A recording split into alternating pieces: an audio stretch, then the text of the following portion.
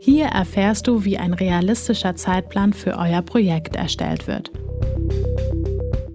Mittlerweile hast du schon viel Arbeit investiert, um aus deiner Projektidee ein konkretes Projekt zu entwickeln. Sehr gut. Wir sind auf der Zielgeraden, was den Projektplanungsbereich angeht. Als letztes fehlt nur noch eine realistische Zeitplanung und die Festlegung eines konkreten Zeitpunktes für das Projekt. Die Betonung soll dabei besonders auf dem Wort realistisch liegen. Leider kann immer noch, gerade bei freiwilligen Projekten, in denen viel intrinsische Motivation steckt, sehr häufig beobachtet werden, dass Projektteams zu viele Aufgaben in zu wenig Zeit erledigen wollen. Währenddessen müssen dadurch viele andere Aufgabenbereiche im eigenen Leben pausieren und nach Abschluss des Projektes benötigen viele erstmal intensive Erholung. Damit genau das nicht passiert, benötigt ihr unbedingt einen realistischen Zeitplan. Mit der Methode Zeitaufgabenmatrix kann es gelingen. Was brauchst du dafür? Ein großes Blatt Papier oder eine große Tafel, Maße ca. 2 x 1 Meter. Alternativ funktioniert auch eine Excel-Tabelle. Du brauchst auch Stifte und die bereits erstellten Zettel mit den Aufgaben.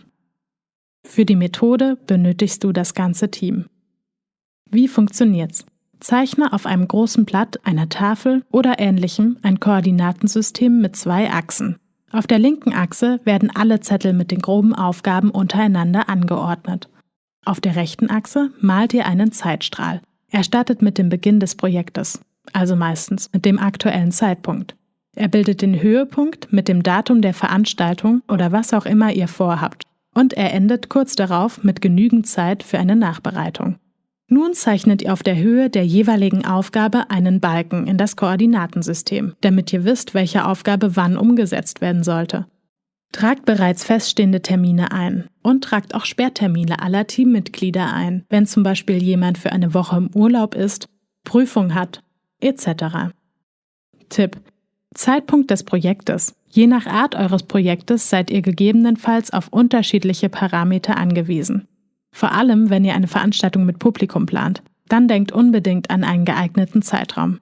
Zum Beispiel eine Party ist wahrscheinlich nicht so erfolgreich, wenn sie an einem Montagabend stattfindet, wenn am nächsten Tag alle in die Uni müssen. Eine Diskussion in der Uni hat wahrscheinlich in den Semesterferien oder in der akuten Prüfungsphase weniger Publikum. Beachtet dabei einen realistischen Zeitplan. Hat die verantwortliche Person für die jeweiligen Zeiträume genügend Zeit zur Verfügung, um die Aufgaben auch umzusetzen? Sowohl privat, welche Verpflichtungen, Aufgaben, Jobs hast du neben dem Projekt noch?